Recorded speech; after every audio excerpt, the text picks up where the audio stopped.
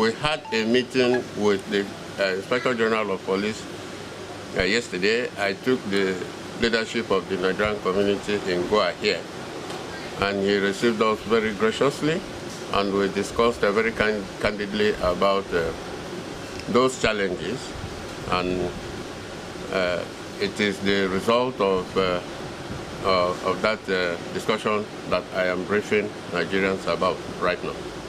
According to we have a body called the All India Nigerian Students and Citizens Association and Community Association, which is the acronym is AINSCA, A-I-N-S-C-A.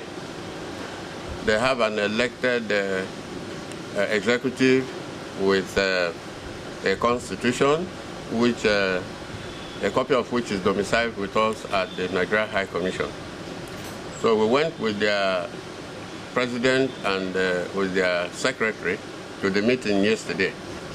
Now, in the briefing, the secretary, when this particular question was asked yesterday, the secretary said that in his records, he has 75 Nigerians resident in Goa, but that because who are members of the association, but that because Goa is a tourist city which has seasons, that are certain during those seasons that other Nigerians come in from other cities like Delhi, like Bangalore, like Mumbai. So what part of what I just told them now is to encourage them to register when they come, so that we will have so that the association here will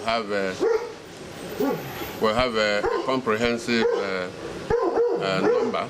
India established a diplomatic office in Nigeria in 1958, whereas Nigeria got independence in 1960. So which means that 2 years before we got our independence, India already had such an office. So when we got our independence, we also established an embassy in India. India and Nigeria have been members of the non-aligned movement.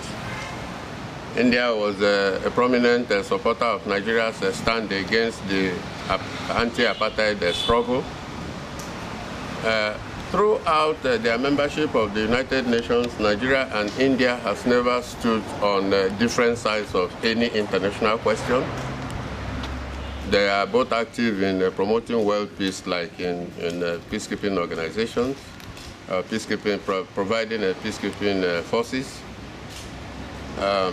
India is Nigeria's biggest trading partner in the world, and Nigeria is India's biggest trading partner in Africa. There are, like I said, more than 160 Indian companies already present in Nigeria, and the number is growing. Nigerian-owned businesses have a lot of Indian managers and technicians and supervisors and engineers, and the chief of them is the Dangote Group, which is the biggest group in Nigeria, and it employs a whole lot of Indians. So the relationship is fantastic. Yeah. Which is the main economy of the Nigeria? The main economy of Nigeria has been anchored on the export of oil, but of late we are doing everything possible to diversify, and our diversification is centered on agriculture, and is centered on manufacturing, and is centered on mining, and not only mining but beneficiation, which means value addition to the raw minerals that are mined. Our oil sector is already very comprehensively developed because we've relied on it. And I want to say that a whole lot of governance reforms are going on in Nigeria, starting with a very vigorous fight against corruption and doing everything possible to ease doing a business. In the latest ranking of the World Bank, Nigeria moved 25 places in the Ease of Doing Business Index. Nigeria is the biggest economy in West Africa. Nigeria has a population of 200 million people out of a total population of 350 million in the West African sub-region, and Nigeria is the heart of the economy of ECOWAS, which is the economic community of West African states. So, the business in Nigeria is a hub that radiates throughout the West African sub-region. The Dangote refineries that is expected to come on stream in 2020 is going to refine 650,000 barrels of crude a day. And apart from satisfying Nigeria's needs, it is also going to take care of needs in neighboring places like Central Africa. And a lot of the byproducts of the refining will help other industries. For instance, Uflex, which is an Indian packaging company, is already building a $100 million factory in Lagos to use the byproducts of Dangote refineries to produce packages. So Uflex is a packaging company. It's owned by a certain Mr. Chaturvedi, who is an Indian. So, and there are so many.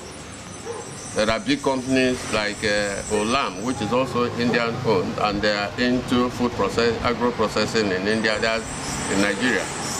We are also anchoring, giving a lot of prominence to attaining food security, especially in growing rice.